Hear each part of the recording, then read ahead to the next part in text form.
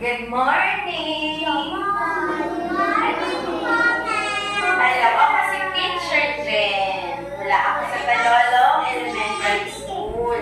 So, may dala akong kwento na pwede kong ibahagi sa inyo. Handa na ba kayo? Wow, kagaling naman. Pero bago tayo magsimula sa ating kwento, tuturuan ko muna kayo ng isang awit. Gagayahin niyo ako ha, sa kayong action. Aawit muna tayo. Sabay-sabay ha. Ako ang kaibigan libro, laging handang magkwento sa inyo. Ingatan niyo ako, alagaan niyo ako. Ako ang kaibigan libro. Huwag tatapakan, huwag upuan, huwag pupunihin ang mga pahina.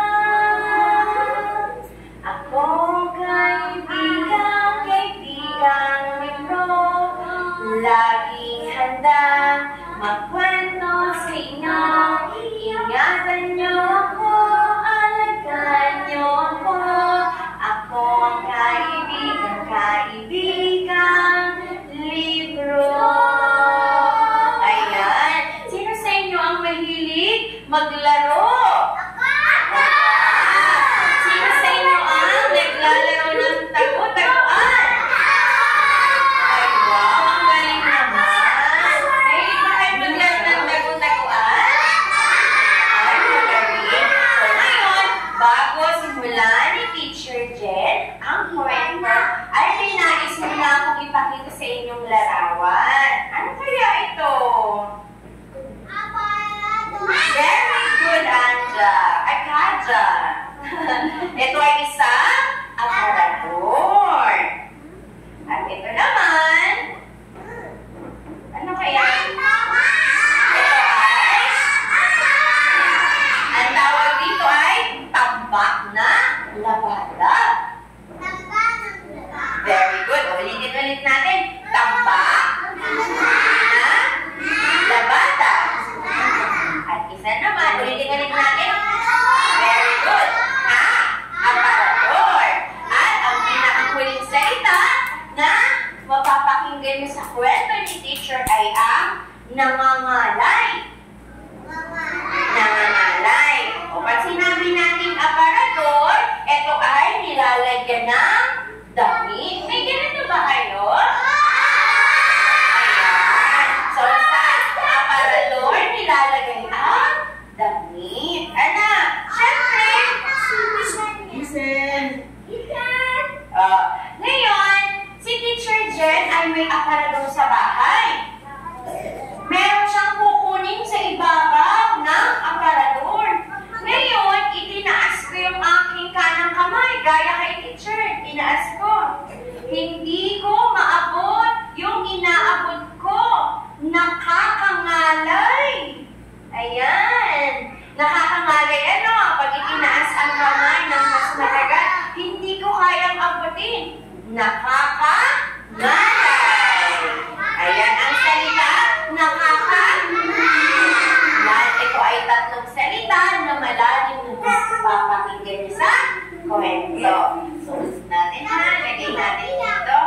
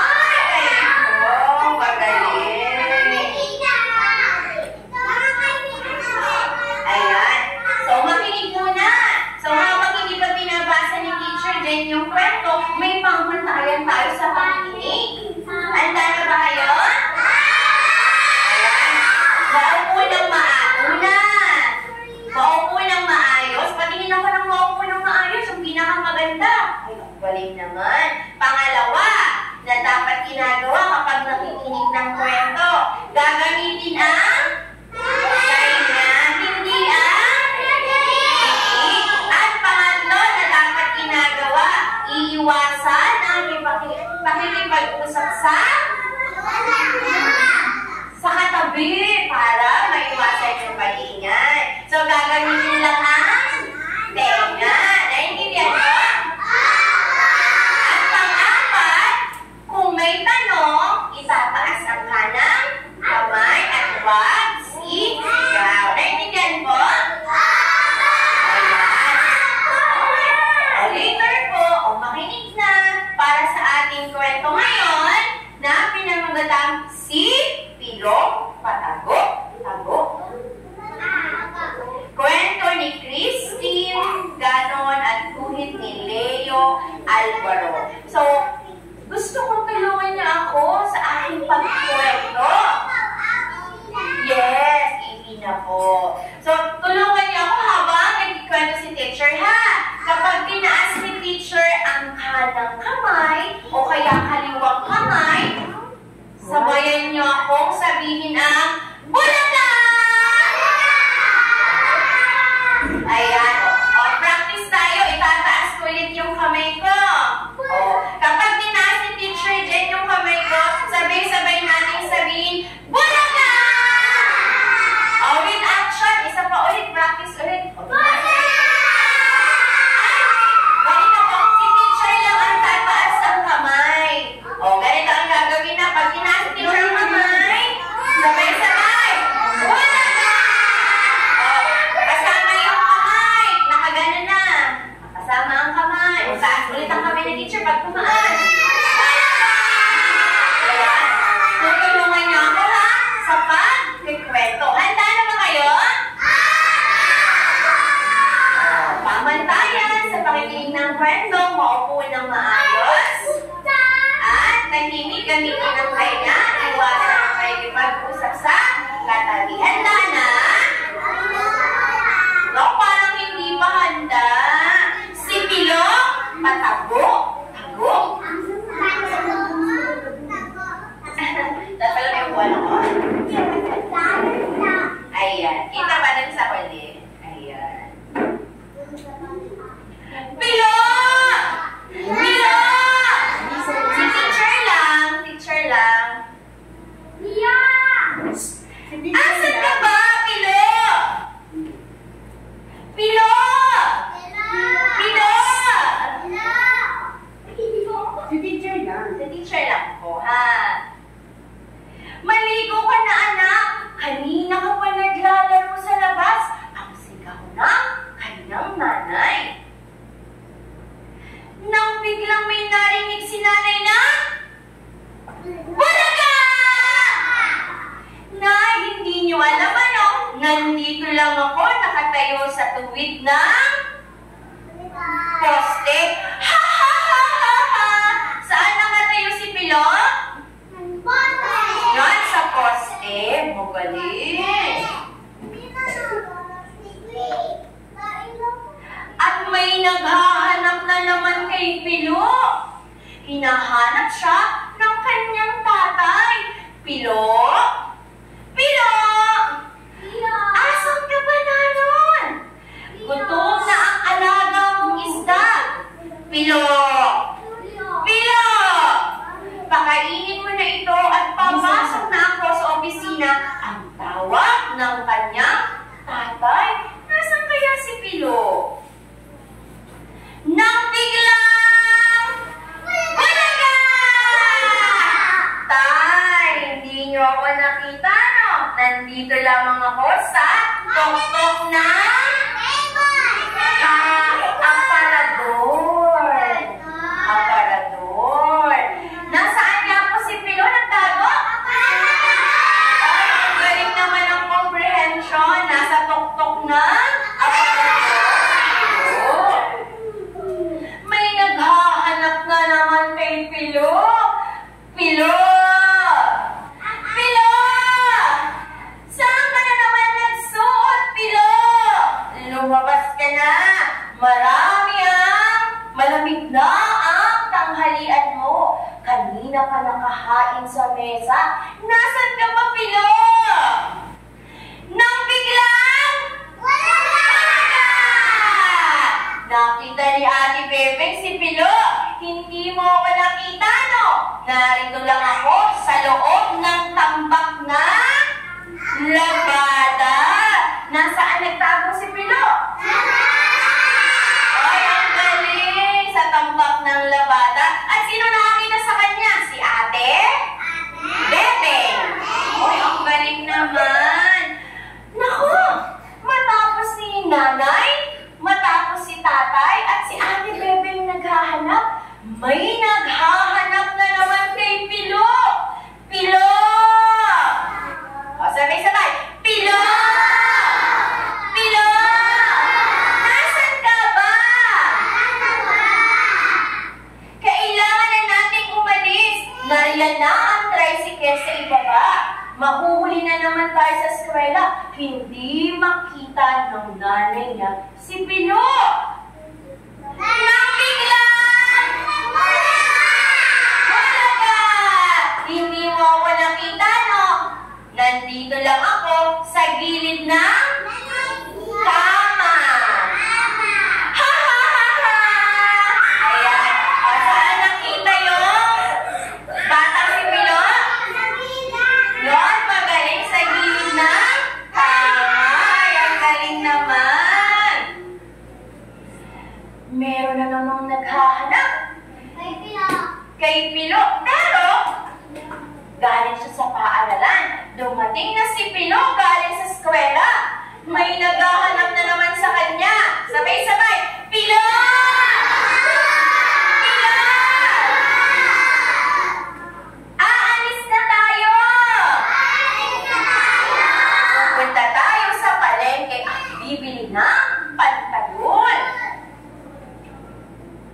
Nang biglang malaga! Di ninyo ako nakita, nanay, ano? Nakasiksik ako sa gitna ng mga laruan. Sabay-sabay tayo na mama. Ha ha ha! Saan daw po nagtago si Pilo? Ay, ang galing! Very good! Nakasakay na sila ng tricycle ng kanyang nanay. Nakarating na sila sa palengke. Ngunit, hinahanap na naman si Pilo ng kanyang nanay. Sabay-sabay natin hanapin. Pilo! Pilo! Nasaan ka ba, Pilo? Nakapili na ako ng pantalon mo. Pilo, halika. Isukat mo kung kasya ito. Pilo! Pilo! Nasaan ka ba talaga? Nag-aalala na ang kanyang nanay. Hindi makita si Pilo kung saan na tago. Nasaan kaya si Pilo?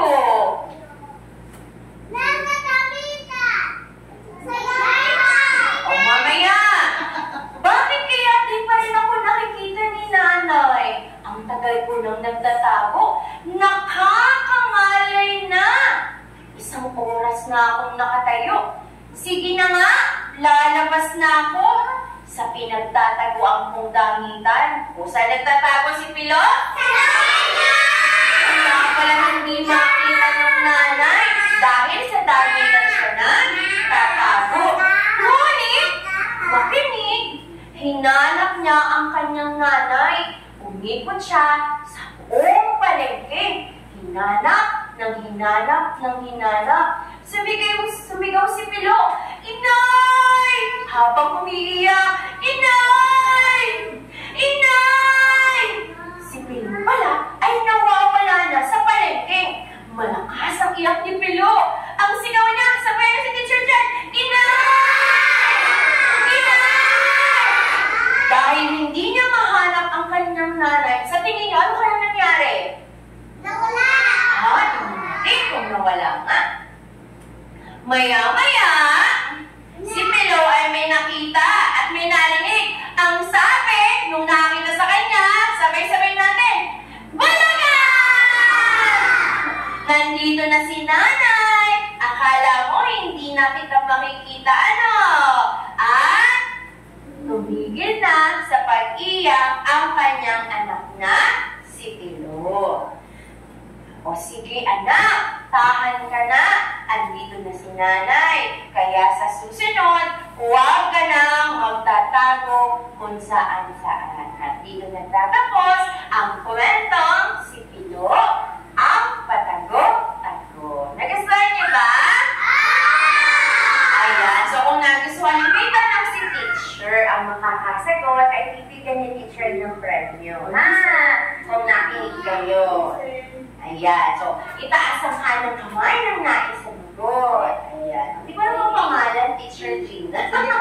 Ayan. O, pwede kayo na lang po ang tumawag. Ayan.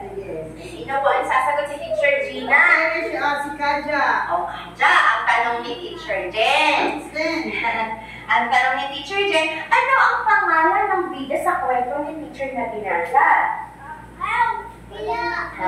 O, si Kaja ang sasagot. O, Kaja, anong pangalan ng kwento? Anong pangalan ng bida sa kwento?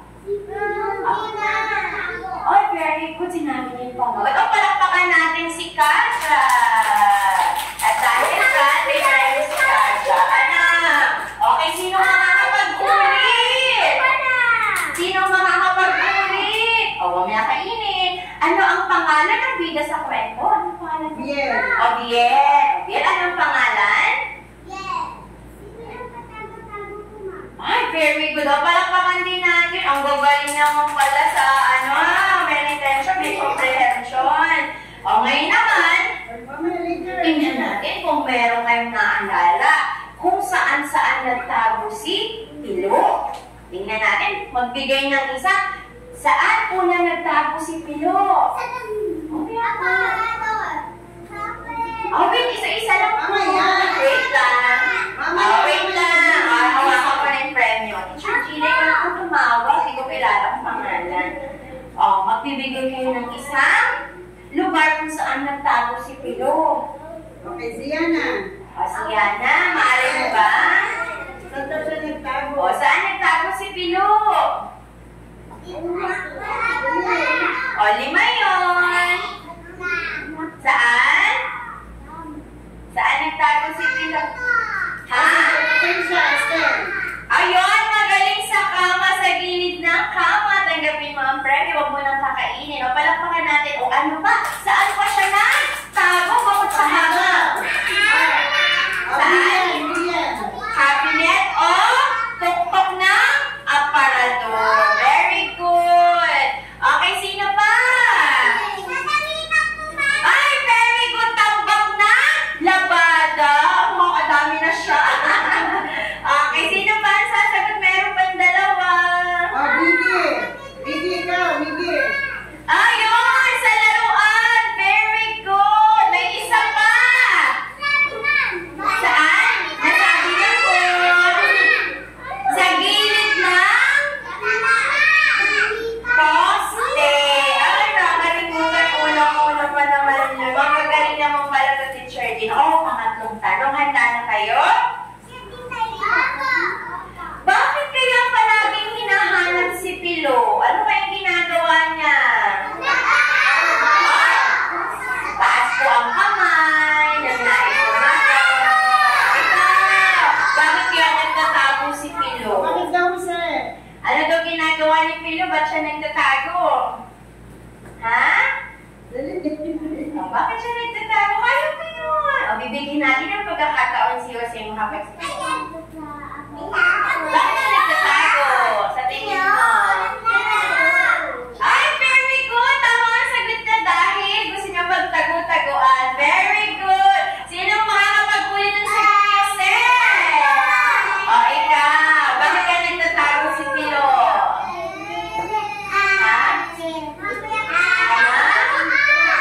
Ano daw? Sleeping on the bed!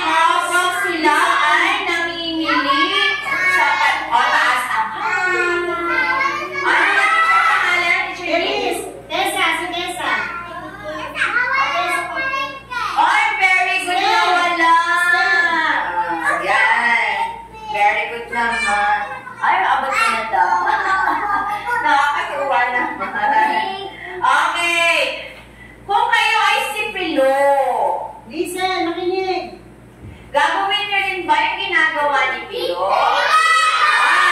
Bibigyan ko ng 2 cloud9 ang makakapagsagot ng tama. Kasi doon sa K2 tayo sasagot. Okay, ate, dali. Bakit hindi dapat natin tularan si Pilo? Bakit daw hindi Hacks question tayo. Hacks question. Bakit daw hindi natin dapat tularan si Pilo? Bakit daw? Dapat ba natin tularan? Ang sabi niya ay hindi daw. Bakit hindi, Esther? Anong ugali ni Pilo meron sa kwento?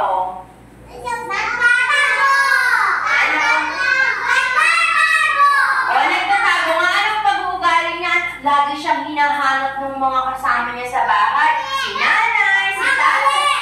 Yan, makulit. Saka, ano pa? Dahil may sumagot doon. Bakit hindi dapat tularan? Dahil siya ay?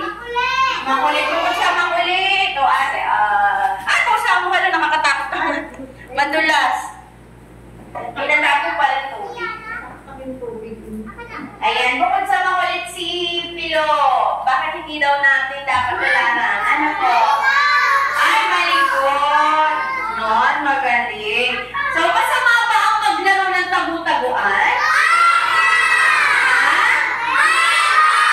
Wait lang ha, ito correct ni teacher. Hindi masamang maglaro ng tagu-taguan. Pero, may oras. Ang lahat ng bagay ay may oras. Ngayon, oras ng kwentuhan. Mamaya, bukas may oras kayo ng pag-aaral. Ang lahat ng bagay ay may oras. Hindi natin dapat idinadaan ang lahat ng bagay sa laro. Yan, dapat ang oras ng pakikinig, makikinig. Naintindihan ko? Anong oras ba dapat ang paglalaro? After ng klase. Hindi oras-oras pwedeng maglaro. Naintindihan po? Tandaan mabuti na ang lahat ng bagay ay may oras. Kaya dapat nating mahalagahan ang ating mga kasama sa bahay para hindi na aalala. Ano nga nangyari kay Pilo? Pinag-aalala niya yung kanyang nanay. Kaya huwag ninyong gagayahin si Pilo. Ayan. Gagayahin ba natin dapat si Pilo? Ay, magaling. So, nag-enjoy pa kayo ngayong umaga? Oo, magaling naman Gina. So, dito nagtatapos ang ating kwento. Sabi-sabi natin basahin. Si Pilo. Patago. Sa huling pagtawag. Sabay-sabay natin hanapin si Pilo. Pilo! Pilo! Nasaan ka, Pilo? At nabiglang! Very good. Ang gagaling. So, nag-enjoy ba mo kasama si Teacher Jen? Ayan. So, nag-enjoy din si Teacher Jen kasama kayo. Yan, dapat mag-aaral mabuti. Very good. Teacher Gina? Yan, ang lahat ng bagay may oras. Very good sinabi niya. Ibigyan mo siya ng premyo. Ang pag-cellphone ay may oras din. Very good. Sa paglalaro may oras din. Naiintindihan ko? Yes, very good, Kanja. Lahat ng bagay may oras. Okay. At dahil dyan, tuturuan ko kayo ng isang palakpak dahil magaling kayo. Alam niyo ba yung Facebook Live? Yes, Facebook Live, alam niya?